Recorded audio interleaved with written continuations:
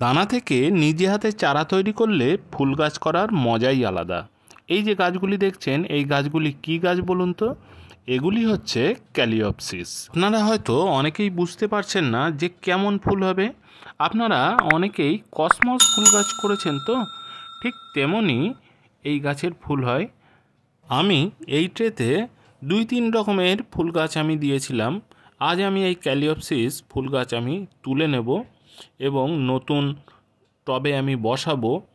সেই কারণে আমি এই যে পুরো ঝাড়টা আমি তুলে নিচ্ছি। বেশ কিছু বন্ধুবান্ধবকেও আমি বলে রেখেছি, তাদেরও আমি দিয়ে দেব। এত গাছ আমার পক্ষে লাগানো সম্ভব নয়। একটি টব বা গামলাতে আপনি বেশ কিছুটা গাছ, মানে 6-7টি গাছ আপনি একসাথে লাগাতে পারেন। একটা ঝাড় তৈরি হয়ে যাবে এবং তাতে এক ঝাড়ে অনেকগুলি ফুল হবে। আমি এই প্লাস্টিকের টবে আমি এই গাছগুলি লাগাবো। প্রথমে এই টবগুলির অর্ধেকটা পরিমাণ মাটি আমি ভর্তি করে নেব। সব আমার শোধন করা মাটি। মাটি শোধনের ভিডিও আপনারা যদি দেখতে চান, আই বাটন থেকে দেখে নেবেন। এই মাটির জন্য আগে আমার বহু গাছ নষ্ট হয়েছে, সেই কারণে শোধন করা মাটি ছাড়া আর আমি কোনো গার্ডেন সয়েল আমি ব্যবহার করি না। তারপরও আমি ট্রাইকোডার্মা ভিরিডি অবশ্যই ব্যবহার করি। এবার ভাবছি এই যে পুরো ঝাড়টা তুলে নিলাম, এর থেকে আমি গাছগুলো আলাদা করব কি করে? সব তো একেবারে একসাথে শিকড় জড়িয়ে আছে।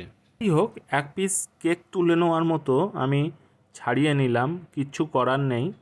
এইভাবে আমি গাছ আগেও তুলেছি, গাছের তেমন ক্ষতি হয়নি। দেখেছেন শিকড় কি সুন্দর গ্রো করে গেছে। একটা পিস থেকে আবার 2 টুকরো করলাম, তার কারণ দুটো টবে বসানোই ভালো, একসাথে এতগুলি গাছ বসানো ঠিক না। এই গাছগুলি খুব বেশি বড় হয় না, এতে 5-6টি গাছ রয়েছে। মাঝখানে বসিয়ে চারদিক থেকে মাটি দিয়ে ভরে দেব, তারপর জল দিয়ে 2-1 দিন ছায়ায় রেখে দিলে গাছ এই নতুন মাটিতে সেট হয়ে যাবে। আশা করি আমার এই ভিডিওটি ভালো লেগেছে। যদি ভালো লাগে তাহলে একটি লাইক দেবেন, আর নতুন হলে আমার চ্যানেলকে সাবস্ক্রাইব করে রাখবেন।